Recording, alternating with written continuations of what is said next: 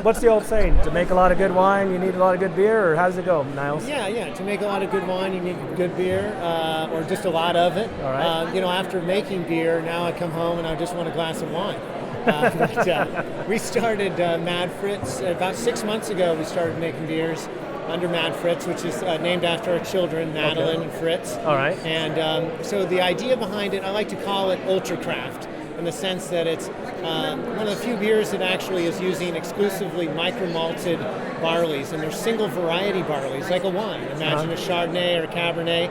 These are different varieties of barley: Copeland, Hocket, Full Pint, Scarlet, and they're all grown at different family farms, and then they're micro-malted. And then we, buy these different malts and make small batches, so it's 2 beer barrels, 1 wine barrel per batch. Okay. And then it goes, after its primary fermentation, it's either a lager yeast, an ale yeast, which could be a Belgian strain or not. All right. And then it goes into a second use wine barrel. Okay. And so we'll use Chardonnay, Riesling, Grenache, Petit Verdot, Cabernet, depending on the beer. And then depending on the beer, we'll also use different aging times. How can I obtain your beer? So the way it's worked is we released our beer through a mailing list. All right. And so we've actually allocated all the beer directly to the consumer through memberships. Okay.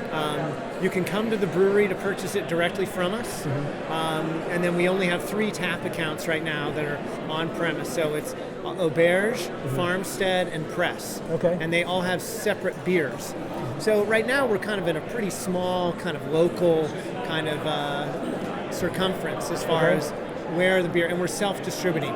So if it's a beer that you guys would like in Bakersfield, it's kind of one of those things where you come to me, you come, check it out, taste through the beers, and we say, well, we probably have some bottled beers we can sell you, but let's, it's more of, we're just at such a small scale, and it takes a tremendous amount. I mean, they're fairly expensive to make. Well, we'd love to check it out at its near inception, and if you have some growth, and there's obviously opportunity for retail.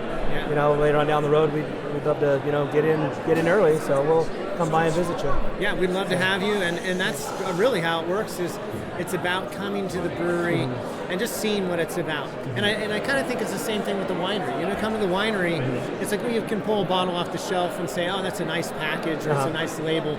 But until you actually come to that winery or go to this brewery, that's when you really kind of, the rubber hits the road, and like that translation happens. You go, I get it.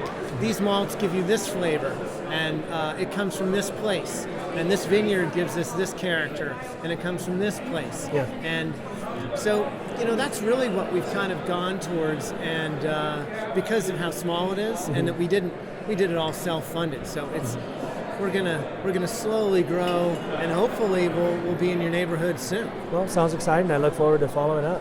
Yeah. Thank you. Thank you, Niles. Yeah, appreciate it. Look forward to pouring you a good cold glass of beer. Yeah.